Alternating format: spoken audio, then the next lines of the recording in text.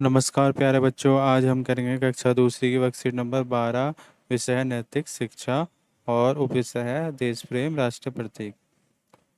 ये बहुत सारे झंडे हैं। इनमें से इन झंडों में से आपने हमारे देश का झंडा तो जरूर पहचान लिया होगा, पर क्या आप जानते हैं कि ये तिरंगा आखिर क्या है? तिरंगा हमारा राष्ट्रीय ध्वज है। इसी ध्वज से हमारी पूरे विश्व में पहचान होती है। क्या आप और राष्ट्रीय चिन्हों के बारे में जानते हैं? कहानी छोटे से नंदन की। नंदन है ये। इसकी कहानी है, नंदन को विद्यालय से पुस्तकें मिली। वह बिस्तर पर लेटा हुआ उन्हें उलट पुलट कर देख रहा था। पुस्तक के अंतिम पृष्ठ पे पेज पर लिखी पंक्तियों को वह गुनगुनाने लगा। जन गण मन अधिनायक जय हे भारत भाग्य विधाता। ये हमारा राष्ट्रगान है। ए नंदन, यह क्या? राष्ट्रगान को इस तरह लेटकर नहीं गाया जाता। राष्ट्रगान को हमेशा सावधान की मुद्रा में खड़े होकर खुले आसमान के नीचे राष्ट्रध्वज के सामने गाया जाता है। नहीं तो इससे हमारे राष्ट्र का अपमान होगा। दीदी ने कहा। ये दीदी है। दीदी बता रही है कि तुम राष्ट्रगान को खड़े होकर गाओ झंडे के सामने। कभी भी कहीं भी तुम्हारे कानों में राष्ट्रगान की धुन भी सुनाई पड़ जाए तो तुरंत वहीं ठहर कर सावधान की मुद्रा में खड़े होकर फिर गान की समाप्ति पर श्रद्धा से सिर झुका देना। दीदी ने कहा। राष्ट्र ध्वज का सम्मान करें। वह क्यों दीदी? नंदन ने पूछा। वह तुम्हारी मातृभूमि को किया गया नमन है, दीदी ने बताया। आज शाम को मैं तुम्हें राष्ट्र चिन्हों से संबंधित बातें बताऊंगी। अभी मुझे जाना है, दीदी बोल रही है। दीदी की बातें सुन नंदन की उत्सुकता बढ़ गई। शाम तक का इंतजार करने का सब्र उसमें नहीं था। वह दौड़ा दौड़ा रसोई में माँ के पास। माँ माँ, मुझे राष्ट्रीय चिन्हों के बारे में बताओ ना। अभी बताती हूँ, पहले अपने जेब से नोट तो निकालो। नंदन ने जेब से 10 रुपए का नोट निकाला। माँ ने बताने लगी। नंदन देखो नंदन, हमारा राष्ट्रीय ध्वज, जो कि वाराणसी के पास सारनाथ के अशोक स्तंभ से लिया गया है। गोलाई में बनी इस आकृति में 4 सिंह के मुंह हैं। ये 4 मुंह हैं जो कि एक दूसरे को पीठ दिखाए हुए बने हैं। ये आकृति शक्ति, साहस, जीत का प्रतीक है। इसके साथ ही इसमें नीचे की ओर एक हाथी, एक घोड़ा, ठीक है, घोड़ा, हाथी, एक बैल और एक शेर की आकृति बनी हुई है। इसके बीच में अशोक चक्र भी बना हुआ है। ये अशोक चक्र भी बना हुआ है। इसके नीचे सत्यमेव जयते लिखा हुआ है। ये सत्यमेव जयते लिखा हुआ है। इसका अर्थ समझते हो नंदन?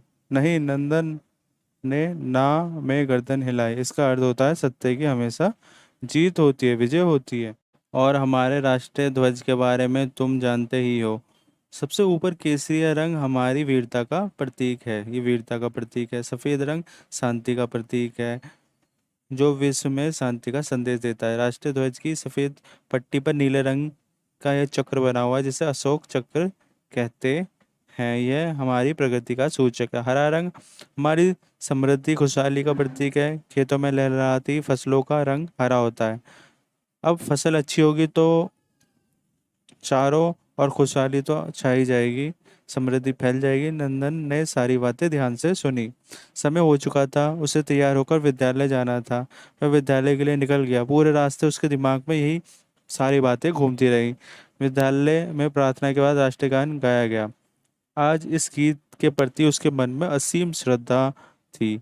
सभी बालक अपनी अपनी कक्षाओं में पहुंचे। नंदन सभी बच्चों को राष्ट्रीय चिन्ह, राष्ट्रीय ध्वज के बारे में बताने लगा। इतने में कक्षा में गुरुजी ने प्रवेश किया। सभी बच्चों ने खड़े होकर गुरुजी को प्रणाम किया। गुरुजी ने उन्हें बैठ जाने को कहा। क्या तुम बता सकते हो कि नंदन के राष्ट्रगान के रचयिता कौन है? किसने लिखा? इस प्रश्न पर पूरी कक्षा में मौन छा गई। मतलब कोई बता नहीं पाया, गुरुजी ने बताया, रविन्द्रनाथ टैगोर ने। इनकी फोटो है, इन्होंने लिखा था 1912 में। इसे राष्ट्रगान के रूप में 24 जनवरी 1950 में स्वीकार किया गया था।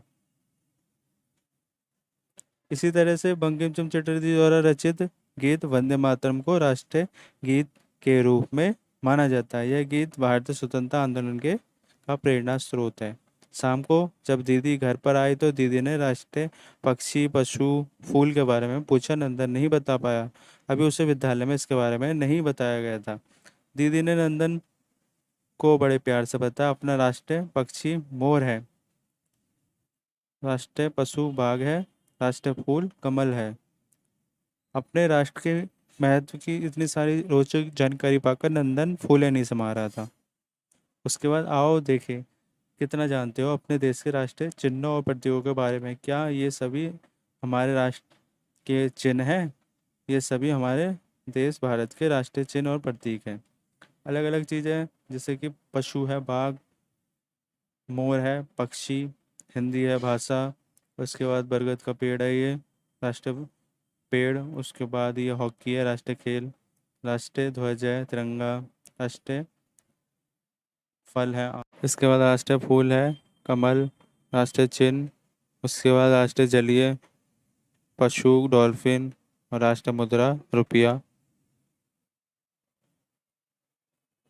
आओ दिखाओ अपनी हस्तकला कौशल।